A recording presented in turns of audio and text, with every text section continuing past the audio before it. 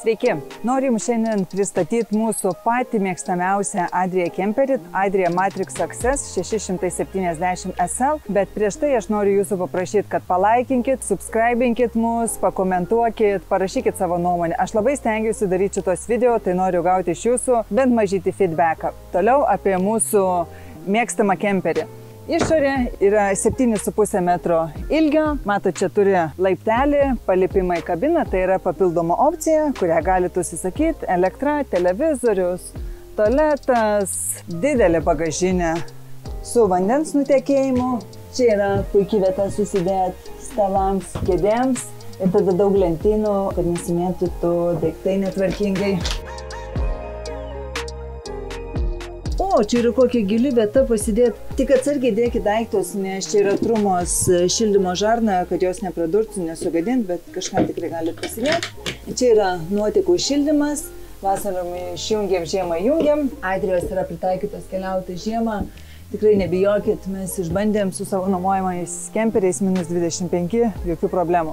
Naujas dizainas, gražios ledinės lempos, kaip papildoma opcija galima užsisakyti bagažinę ant stogo, kainuoja apie 400 € plus PVM-as, paruošimai dviračio laikikliams, dviračio laikiklius galite užsidėti pas mus servise, įleisti langai, mažiau triukšmų, vieta 2 dujų balionams, crash sensorius, dujų filtras, kad švaresnės dujos patektų į šildytuvą, viryklę, į tą patį trumą boilerį. Čia yra vandens papildymas, 150 litrų, maždaug tiek turi Adria. Labai geras Adria išradimas, tai yra nuotekų bako nuleidimas. Niekur nereikia eiti lauką, teptis rankų, tiesiog sėdit ir paspaudžiat ir nuleidžiat. Užuolaidos naktinės apsaugo tiek nuo šalčio, tiek nuo karščio. Gali būti su ledino žibintai, žodžiu, visokių papildomų opcijų dedas, komplektuojasi. Tada yra kaip bazinis didesnis liukas, tikrai daug duoda šviesos. Einam į vidų.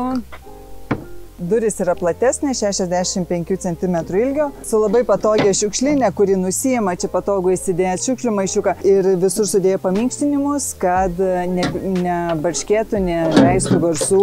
2 spynos, kad vagys neišluptų. Jeigu keliaujat po Italiją, kitas šalis dar rekomenduojam papildomai 1 spyną įsidėti dėl jūsų saugumo, žinot, kad taip ramiai keliauti. Tinklelis nuodų, užeikite vidų. Naujesnė valdymo panelė, šviesa, temperatūra vidaus išorės, vandens ir gliuko įjungimas, kiek akumuliatorių yra, kiek pakrauta, va tai rodo, kad kraunas. Labai patogi vieta. Batams susidėti, šlepetės tilps. Visur dabar Adria atnaujino USB jungtis, yra ir mažos ir didelės. Laiptelis, kada užsiveda mašina, tada jie automatiškai suvažiuoja, ko neturi kiti gamintojai. Taip pat yra centrinis užraktas. Čia yra odos apdaila, irgi papildoma opcija, kainuoja apie 2000 €. Nu, tai čia nuo skonio reikalas. Nežinau, iš kur Adria gavo fetų, bet turėkit omeny, kad su kiekvienais metais fetų važiuoklių tiekimas mažėja ir mažėja ir reikia laukti po 14 mėnesių. Standartiškai kemperiai turi trekšiną, turi retarderį ir vieni gali turėti automatus, kiti paprastas mechaninės greičio dėžės, gali būti Citroenas, gali būti Fiatas, gali būti Mercedesas. Aplinkui yra daug vietų pasidėti. Čia dar spintelės, tai čia aplinkui daug vietos susidėti. Visur perimetrų praeina šildymas, kad žiemą keliaujant nebūtų šalta. Stalas didelis, jis visai keičia poziciją. Jeigu keliauja 4 žmonės, tai kad būtų patogiau sėdėti, reikėtų išimti šitą paminkštinimo vietą ir nusileisti. Tiesiog, kad 2 žmonės tikrai patogiai sėdėtų. Čia turim termozondą, vandens skyrių, žiemą nepamirškite jo atidaryti, išleisti visą vandenį, kad nebūtų problemų. Arba jeigu nenori to daryti, galite pas mus atvežti servisą, mes paruošim žiemą jūsų kemperį. Jeigu sėdėt prie stalo, tai reikia kažką valgyti. Šalia virtuvė. 3 degikliai, yra ledai išsijungia, gartraukis. Gartraukis įeina visada į bazę Adrijai ir čia daug spintų. Keliaujant nepamirškite užsidaryti stalčių, nes bus taip, kaip mums buvo prie Komo ežero. Paskui turėjom nuostolių. Čia yra vieta pasidėti, dažniausiai mes laikom vandenį, vyną, batus.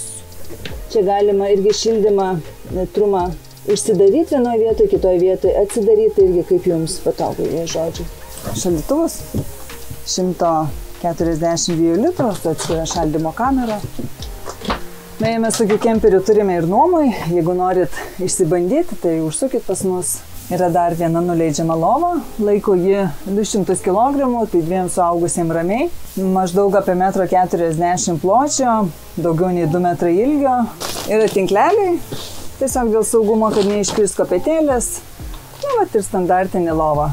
Ir tada, kas yra faina, kad žmogus mėgantis viršui gali ar čia telefoną pasidėti, ar ten pasidėti, vandens stiklinę, tikrai patogiai apgalvota. Man kas labai patinka šitame kemperyje, kad yra pora kabliukų pasikabinti rūbams lauko. Taip, dušas. Aš rankas galiu iškėti, erdvu. Lentynėlis pasidėti kosmetikai, dušo galvutė, tai tokia kokybiškesnė su guma, kad neužsineštų vandens kalkėm.